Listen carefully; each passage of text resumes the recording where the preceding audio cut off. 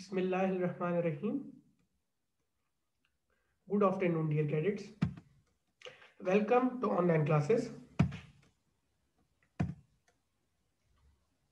This is Mehran Khan Sheikh, MSc Pakistan Studies, lecturer, Cadet College, Banwakil.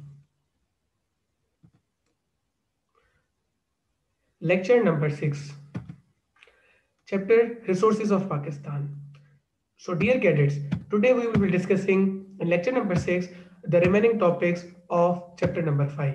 So, yes, forest. We will begin with the forest today. Beta, forest means जंगलात. What do you understand by the forest? Forest word का मतलब क्या है? Forest मतलब जंगलात. ठीक है?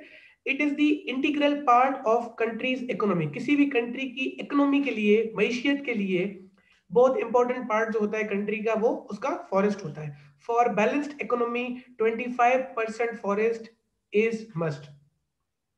यानी किसी भी कंट्री के अंदर उसकी इकोनॉमी अगर आपने बैलेंस रखनी है, ठीक है, तो उसके लिए आपको 25% फॉरेस्ट जो है इसका लैंड के एरिया का 25% फॉरेस्ट होना चाहिए. But in Pakistan only 4.5% of forest is present. ठीक है, पाकिस्तान में बेटा फॉरेस्ट कितना है? 4.5%. Forest in Pakistan grows only in northern hilly areas and सब माउंटेन हिल्स. फॉरेस्ट बेटा पाकिस्तान में कहां लोकेटेड है? नॉर्दर्न हिली एरियाज में और सब माउंटेन हिल्स में. ठीक है बेटा. अच्छा, ये सिर्फ क्यों यहाँ पे? अच्छा, फॉरेस्ट जो भी हमारे पास है, हमने कहा कि हमारे पास 25% फॉरेस्ट मौजूद है.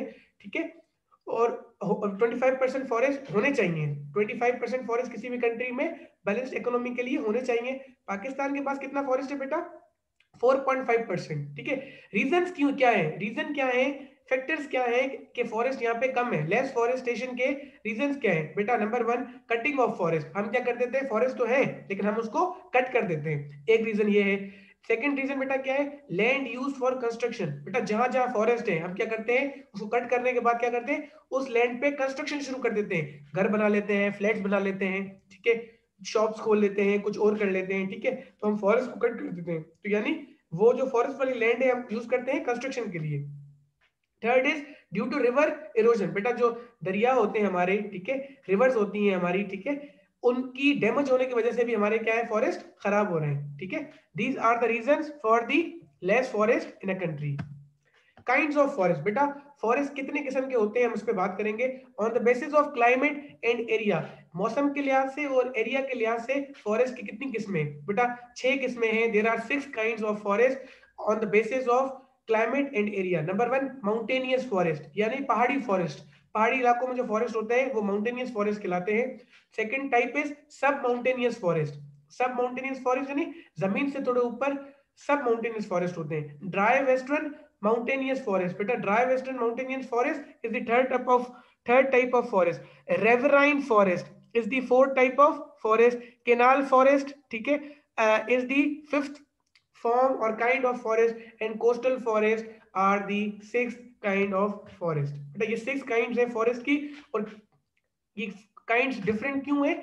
किसकी बेसिस पर है? मौसम की बेसिस पर, क्लाइमेट की बेसिस पर एंड एरिया की बेसिस पर, यानी इलाके की बुनियाद पर. Advantages of forest. Now we are discussing the advantages of forest. Beta, the number 1 advantage of forest is an important resource and meet number of requirements like wood, timber or herbs. बेटा ये forest जो है एक important source है जो हमें provide करता है हमारी रिक्वायरमेंट, वुड यानी लकड़ी, टिम्बर और हर्ब्स. ठीक है. Number 2, reduce water logging and salinity and restore fertility of the land. यानी forest are important for the fertility of the land. ठीक है. Health of the land is can be bettered by the if you have the presence of forest, and it also reduces the water logging and salinity. ठीक है, जो कि land के अंदर हो जाती है. ठीक है, mixing of salt with the land, और you can say mixing of the water with the soil. ठीक है, ये सारी चीजें जो है वाटर लॉगिंग और सैलिनिटी, ठीक है, ये इसको भी कम करता है forest. Moderate the temperature and make weather pleasant. ठीक है, टेम्परेचर को भी नॉर्मल रखता है और मौसम को भी खूबसूरत, खुशगवार कर देता है, अच्छा कर देता है. Fourth point is add to the beauty of landscape. यानी जमीन की जो ब्यूटी है, खूबसूरती है, उसको भी बढ़ा देता है. Provides herbs used in medicine preparation. यानी वो चीजें प्रोवाइड करता है फॉरेस्ट, ठीक है, ऐसे हर्ब्स प्रोवाइड करता है, ऐसी चीजें प्रोवाइड करता है जो कि मेडिसिन यानी दवाइयों की प्रिपरेशन में काम आती हैं। Forest are the natural pastures, pasture कहते हैं ग्रास लैंड्स को, ठीक है, जो कि गोड्स या फिर डोमेस्टिक एनिमल्स के लिए काम आती है, ठीक है। तो फॉरेस्ट जो है हमें नेचुरली जो है नेचुरल पेस्चर्स हैं, यानी वो जगह है जो फूड प्रोवाइड करते हैं to the animals. Now the next heading is minerals.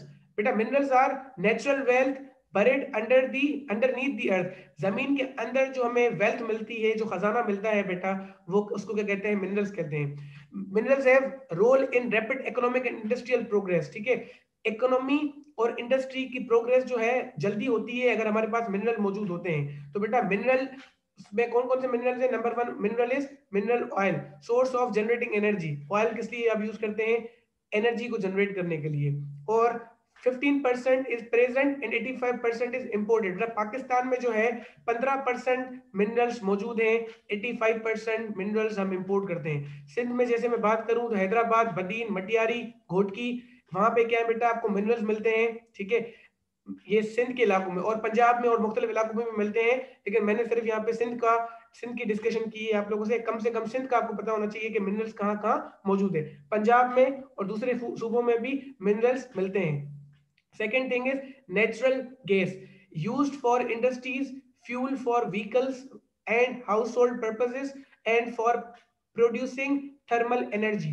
बेटा ये नेचुरल गैस जो हमारी इंडस्ट्रीज के लिए यूज होती है, गाड़ियों के लिए यूज होती है, इंडस्ट्रीज के लिए यूज होती है, घर के इस्तेमाल के लिए यूज होती है, और इससे हम एनर्जी जनरेशन भी करते हैं, ठीक है, एनर्जी यानी कि बिजली भी बनाते हैं by using the heat energy, ठीक है, थर्मल एनर्जी, ठीक है, थर्मल एनर्जी।